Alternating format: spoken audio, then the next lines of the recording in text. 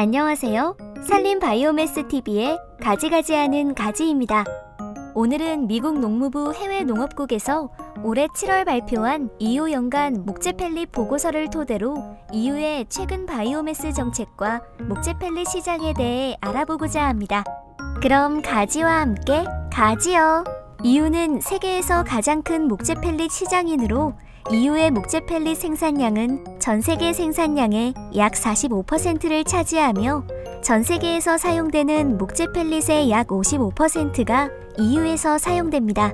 또한 유럽 시장은 RED2, 그린딜 등 재생에너지 정책하에 지속적으로 성장하고 있습니다.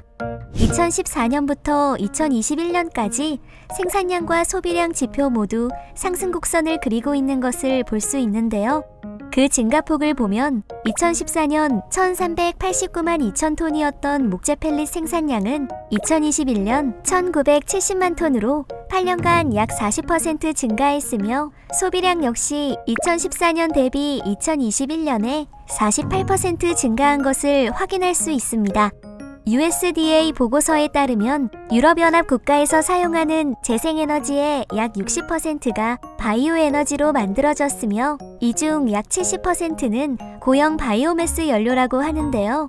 재생에너지의 증가와 함께 열과 전기를 생산하는 데에 사용되는 목재칩과 목재 펠릿의 양도 점점 늘어가는 추세라고 합니다. 지난해 EU의 목재 펠릿 소비량은 2,310만 톤이었는데요. USDA는 2022년에는 2,430만 톤으로 증가할 것으로 예상합니다. 약 25%에서 30%의 가정용을 포함 중소규모의 상업용 소비량이 약 70%이며 30% 정도가 대규모 발전용으로 사용된다고 하는데요.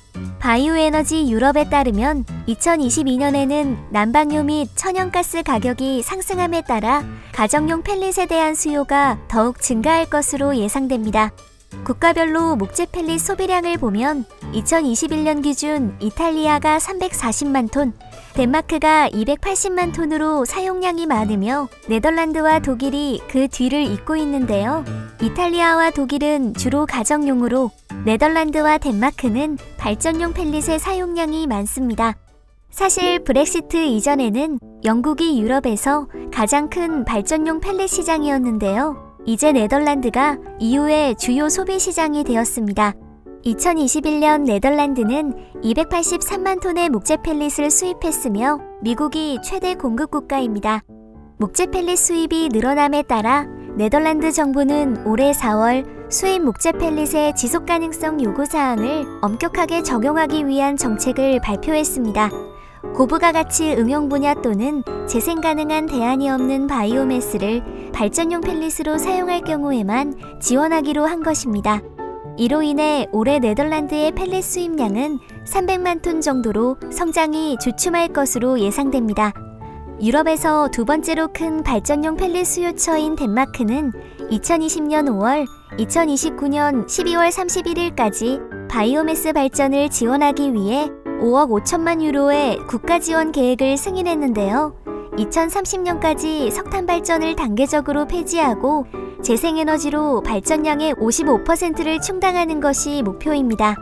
현재 덴마크의 대규모 열병합 발전소 대부분이 이제 화석연료에서 목질계 바이오매스 발전 시설로 전환되었다고 하는데요.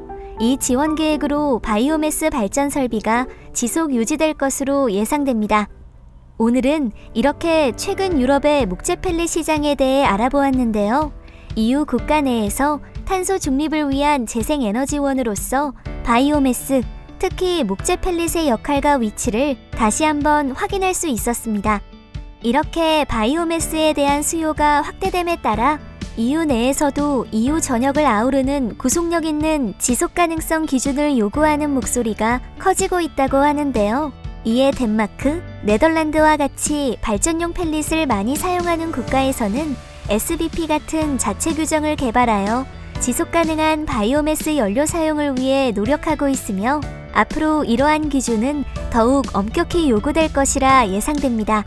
수입 목재 펠릿 점유율이 높은 우리나라 역시 지속가능한 바이오매스 사용을 위해 전체 공급망에 대한 지속 가능성을 확인할 수 있는 기준을 수립할 시점이지 않나 생각해보며 지금까지 산림 바이오매스 TV의 가지가지하는 가지였습니다.